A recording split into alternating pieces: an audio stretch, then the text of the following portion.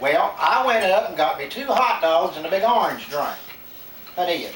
And before I could take every mouthful of that food, this whole raft of people come up on me, and I dropped my big orange. Well, all at once they commenced to moving, and it wasn't so much for me to do, but to move with them.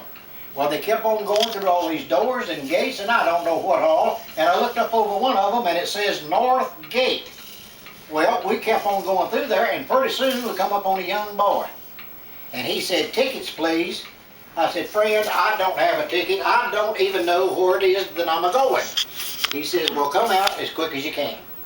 I says, "I'll do her. I'll turn right around the first chance to get."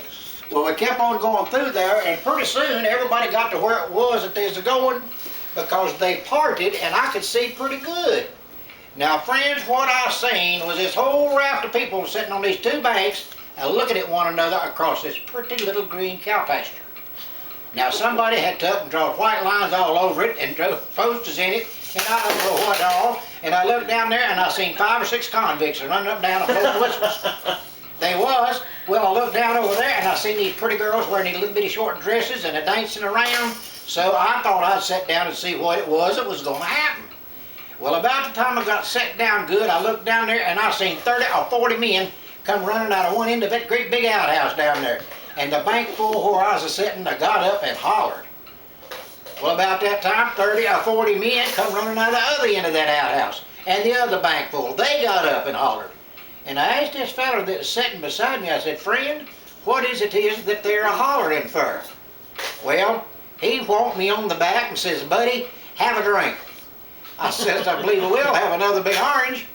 Well, I got it, and when I sat back down there, the 30 or 40 men was in 2 little bitty bunches, real close together, and they voted.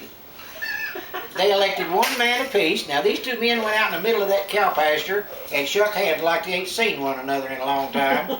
And about that time, one of them convicts come over to where it was they standing. He took out a quarter, and they commenced to odd manning right there.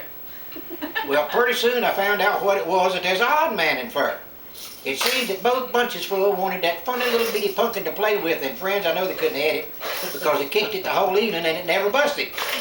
Well, one bunch full got it, and it made the other bunch full just as mad as they could be, and friends, I seen that evening the awfulest fight I'd ever seen in my life. How did they had run at one another and knocked one another down and stomped on one another and grind their feet in one another and I don't know what all. And just as fast as one of them would get hurt, they'd tow him off and run another on. Well, they did that as long as I sat there. And pretty soon that boy had said, "Tickets, please." He come up to me and he said, "Friend, you're going to have to leave because it is that you don't have a ticket." I said, "Well, all right," and I got up and left. And you know, I don't know to this day what it was that they was doing down there, but I have studied about it. And I think it's some kind of a contest where they can see which bunch full of them men can take that funny little bitty pumpkin, run to one end of that cow pasture to the other without either getting knocked down or stepping in something.